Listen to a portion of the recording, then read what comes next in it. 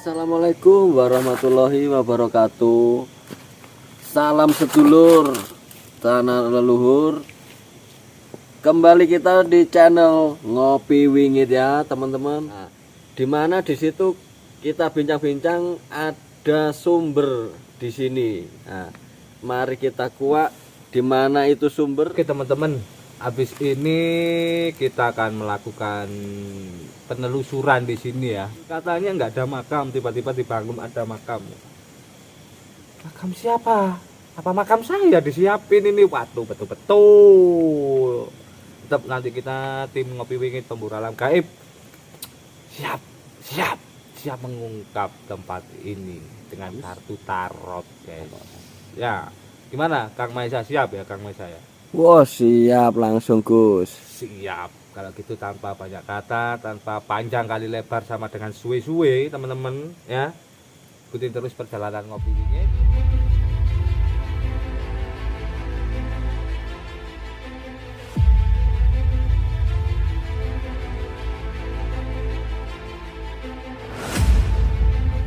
Suatu petilasan. Yang pertama, wow, ini hanya suatu simbolis. Makam ini hanya suatu simbolis.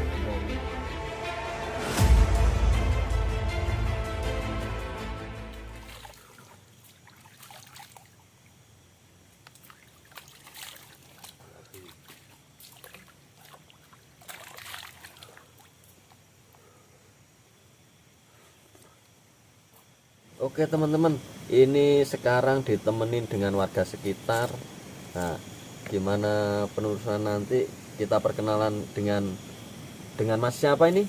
Saya Mas Ambon, warga sekitar Bisa sini. diceritakan mitos dari sejarah dari sumber di sini itu. Sumber di sini dulunya tidak ada makam.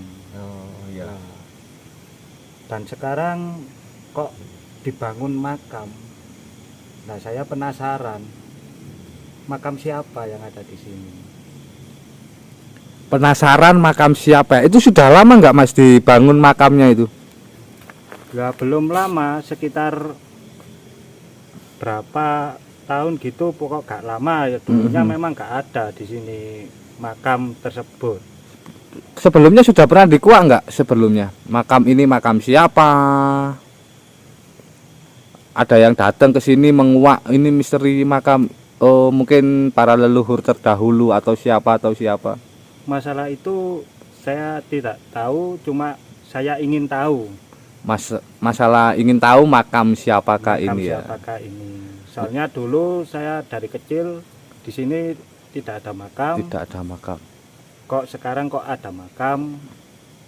Nah, maksudnya itu apa? Banyak nggak yang datang di sini tuh, banyak nggak? Sering datang di sumber ini orang-orang spiritual. Saya sendiri kepingin Membuktikan.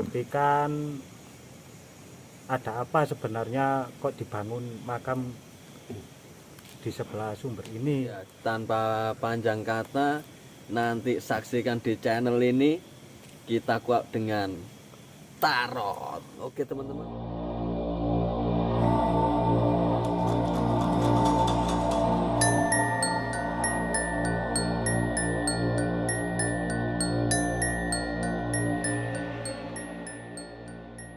Nah, ini Mas makam yang saya maksud, apakah ini tempat apa? Oke teman-teman, habis ini langsung kita kuak misteri yang ada di makam ini, yang katanya seperti yang cerita beredar di masyarakat. Mas ya, makamnya yang jenengan tadi maksudkan itu ya? Ya betul ini Gus. Makam Eyang Junggo. Eyang Junggo, persarian Eyang Junggo. Persarian Eyang Junggo. Kira-kira udah berapa lama? Sekitaran berapa tahun lah, yang pastinya ini baru dibangun Ya. Anu, apa? Ada yang pernah ngomong, oh ini petilasan, oh ini apa? Enggak ada. banyak yang bilang, cuma bingung. Bingung ya. Iya. Mana yang asli, mana yang tidaknya ya. Iya. Oke teman-teman, tanpa panjang kali lebar sama dengan suwe-suwe, kita open kartu sekitar untuk menjawab suatu misteri selama ini, kebenaran selama ini makam siapa, apakah benar ini pesarean Mbah Junggo atau hanya petilasan atau bagaimana. Kita akan coba membaca energi di sumber ini dulu ya. Kita akan mencoba membaca energi di sumber ini dulu. Kalau saya buka energi di sini, saya akan coba untuk memohon izin dulu dengan Sohibul Wilayah yang ada di sini. Apakah diperkenankan untuk saya membongkar sedikit energi dan makam apakah ini ya. Oke, aku akan coba buka dulu di sini.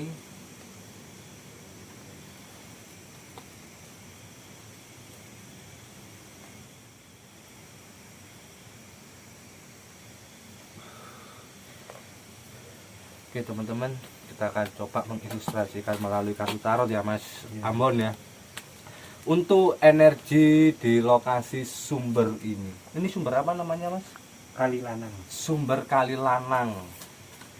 Untuk energi di sini yang pertama, wow, ini energinya memang sungainya untuk menetralisirkan sesuatu keadaan yang lama menjadi keadaan yang baru. Jadi sumber airnya itu memiliki energi penetralisiran. Dan di satu sisi energi di lokasi sumber ini, lokasinya memang harus mintanya bebas ya, lebih asri, nggak mau energi-energi terkekang ya. Orang-orang gabut dibawa ke sini, dimandiin, dicelup-celupkan, didelep-delepkan, itu cocok. Karena di satu sisi memang energi di sini ini ada sesuatu yang masih mengganjal, yaitu memang masih ada kayak suatu keterikatan energi. Nah ini energi keterikatannya seperti apa? Nah, di satu sisi di sini memang energinya sangat membantu merangkul untuk mereka yang memiliki kegabutan, kesedihan, kegelisahan, masalah konflik batinnya sendiri. Dan di sini memang cocok untuk meditasi, untuk mencari ketenangan, itu cocok di sini. Karena apa? Energinya sangat merangkul sekali di masalah kesedihan-kesedihan itu. Nah, di satu sisi memang tempat ini selama ini juga butuh untuk diperhatikan, khususnya warga sekitar. Mungkin Mas Ambon sebagai warga sekitar bisa memperhatikan lebih tempat ini, ya, agar tempat ini bagaimana caranya orang juga bisa memanfaatkan energi di sini. Mungkin mandi, kalau orang Jawa kan suka mandi ya, mandi terus buat tempat tongkrongan, bahas-bahas ngaji, roso. Nah, itu seneng Sohibul Wilayah di sini. Jadi nggak terlalu, tempat ini kayak terlalu tertutup kayak penjara gitu loh, nggak mau beliaunya. Dan di satu sisi kalau aku ingin membaca pesan alam dari Sohibul Wilayah di wilayah ini, yang pertama sangat welcome, hanya ingin perhatian khusus untuk tempat ini lestarikan, ini budaya, ini sumber, ini sangat bermanfaat, perhatikan ya, mintanya diperhatikan. Karena apa? Satu sisi, wow, ini juga faktor keberuntungan ya, untuk memperlancar energi rezeki loh. Yang gabut, yang banyak utang, yang punya permasalahan perekonomian, tempat ini sangat membantu sekali energinya untuk menguatkan, membuka jalan kemudahan-kemudahan agar rezeki kita semakin lancar. Ya, contohnya misalkan mandi di sini, ambil airnya dengan keyakinan kita berdoa dengan media air ini juga bisa kita pakai. Ya, dan di satu sisi pesan alam yang terakhir di sini, wow, cocok untuk segera mewujudkan harapan-harapan yang tidak nyata. Misalkan ada yang jomblo kepingin cepat punya pacar, ya itu bisa di sini. Energinya sangat membantu. Dan mungkin yang belum bekerja juga ya, aku pengen dapat kerjaan, aku mandi di sinilah, itu loh. Fungsinya di situ, pesan alam dari Sohibul Wilayah yang ingin disampaikan di situ. Dan kalau aku menangkap suatu energi di makam ini, energinya seperti apa? Makam ini apakah beneran makam atau hanya suatu petilasan? Yang pertama, wow, ini hanya suatu simbolis. Makam ini hanya suatu simbolis bahwasanya ibaratnya apa ya, petilasan pernah disinggahi di sini. Entah bermeditasi dulunya di sini, beliaunya habis mandi istirahat bermeditasi di sini. dan akhirnya di sini dijadikan suatu simbolis itu sendiri, petilasan ya kalau orang Jawa bilang ya. Dan di satu sisi memang kita tidak boleh menganggap satu berlebihan ya, ini beneran, ini gini, tidak boleh. Beliau tidak mau. Kalau dianggap satu petilasan, jejak beliau pernah di sini, oke, tidak ada masalah. Karena energinya beliau masih di sini, iya. Dan di satu sisi, beliau pun energinya sangat welcome kepada siapapun. Energinya beliau di sini sangat welcome kepada siapapun. Dan di satu sisi, yang penting, ya itu tadi, tidak boleh terpengaruh. Ini asli, ini gini, itu tidak boleh pengaruh. Sesuai dengan keyakinan kita masing-masing. Kalau kita sudah mengatakan, oh ini petilasan, oh ini simbolis, kita terpengaruh dengan orang lain, oh ini makam beneran, ini asli, gini, jangan. Ya sudah, kalau kamu meyakini itu silahkan. Kalau saya meyakini ini simbolis, karena apa, saya menyatakan sendiri, saya merasakan, saya menyatakan itu bahwasanya Eyang Junggo dulunya pernah di sini, memiliki suatu sejarah di sini. Mungkin beliau waktu itu singgah dari perjalanan, mandi di sini, istirahat di sini, dan akhirnya beliau bermeditasi di sini. Beliau menginginkan semua kita para pelaku ya, khususnya kita kaula muda, siapapun itu, kita tetap fokus dengan apa yang kita kerjakan, apa yang kita yakini. Itu yang ingin disampaikan beliau. Dan beliau juga membantu kepada para anak cucu turunannya dan semuanya ya, khususnya warga di sini untuk membuka peluang dan harapan ya, khususnya di tempat ini sendiri. Makanya beliau dulu bermeditasi di sini, singgah di sini, dan istilahnya meninggalkan suatu energi yang positif agar apa? Agar kita bisa menikmati energi itu sendiri. Untuk siapa? Ya untuk diri kita sendiri. Karena apa? Karena perlahan-lahan bagi kita yang yakin dengan apa yang kita kerjakan, apa yang kita usahakan, tidak ada yang terhianati dengan hasil itu sendiri. Pelan-pelan akan sampai. Satu sisi kalau aku membaca keseluruhan ya, apa yang ingin disampaikan ini keseluruhan yang ada di sini. Mungkin Mas Ambon ya, mungkin Mas Ambon di sini boleh ambil 3 kartu bebas. Ini untuk motivasi kita ya, khususnya mungkin warga sekitar ya. Oke, 1, 2, 3. Oke, Mas Ambon sudah ambil 3 kartu ini.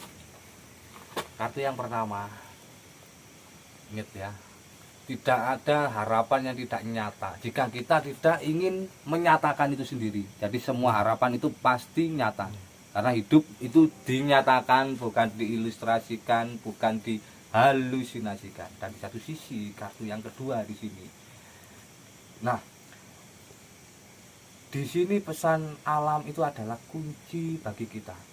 Ya, energi adalah kunci bagi kita, karena kita ketika bermain dengan suatu energi itu akan pasti membantu kita, menguatkan kita.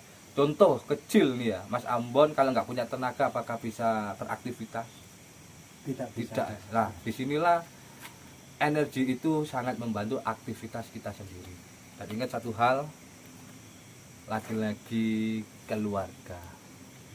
Ya, keluarga ini adalah sumber kunci energi yang paling besar. Ya, kespiritualan seseorang maupun siapapun, kuncinya ada di dalam keluarga itu sendiri, guys. Ya, kalau dalamnya oke, luarnya pasti oke. Ya, saya teringat di satu nasihat dari Ali bin Abi Thalib. Di dalam segumpal jasad terdapat segumpal hati. Nah, bila mana hati itu rusak, maka seluruh jasad kita akan rusak. Bila mana segumpal hati itu baik, maka seluruh jasad kita akan membaik. Apakah kartu tarot ini memang benar bisa menyatakan situasi yang ada di sini? Membaca situasi yang ada di sini ya. Oke. Terus Mas Ambon sendiri ingin apa yang bisa sekiranya membuktikan untuk saya membaca situasi di sini dengan kartu saya? Mas Ambon punya pertanyaan apa? Mau tahu lokasi sini dibaca dengan kartu tarot, apakah real apakah bisa? Apakah real, apakah bisa situasi di sini ya memang ya, Ya, keadaan di keadaan. sini ya. Jadi untuk membaca keadaan di sini saya akan membuka dengan 3 kartu saya. Keadaan di sini, keadaan jiwa-jiwa petualang, jiwa-jiwa pejuang, jiwa-jiwa penakluk. Jadi leluhur kita itu dulu itu penakluk semua, menaklukkan penjajah ya, zaman kerajaan, bahkan nggak menaklukkan penjajah. Sebenarnya kita para leluhur kita itu penjajah semua loh. Sebetulnya kalau kita mau ungkap lebih dalam, penjajah semua, bukan kita itu bukan negara jajahan, tapi kita negara penjajah dulunya. Bahkan kita nggak menjajah satu wilayah atau 2 wilayah, tidak, tapi seluruh dunia kita jajah. Wah, kapan-kapan kita kupas itu guys. Ya, kapan-kapan kita kupas. Karena apa? Dan di sini untuk membaca situasi energi di sini, ternyata sekitar sini pun masih banyak beban orang-orangnya. Dan dari beban-beban itu, energi di sini sebenarnya menarik untuk membuang beban-beban itu dengan menguatkan suatu energi yang ada di sini. Rinio loh, ibaratnya mbak dulu ke sini loh, mandanya para sohibul wilayah pun di sini akan membantu kita juga. Itu pasti akan sinambung dengan kita. Karena apa? Karena di satu sisi loh, sangat bijaksana, penguasa, raja yang pernah ada di sini tuh raja, pemimpin. Jadi jiwa-jiwa pemimpin, energi pemimpin itu akan ada di dalam kita. Karena sebenarnya kita ini bukan harus, tidak hanya harus terpimpin, tapi kita memimpin. Kalau kita bisa memimpin, ngapain kita terpimpin? Ya enggak? Iya. Nah, kita harus bisa mengendalikan diri kita. Kita tadi sudah menyaksikan bersama Gus Sandi menguak dari makam ini, yang dimana lontaran pertanyaan dari Mas Ambon sudah terjawab semua ya Mas. Ya. Sebelumnya kita sudah ditinggal ini. Ayo kita ikuti Gus Sandi ke depan yuk teman-teman. Assalamualaikum warahmatullahi wabarakatuh.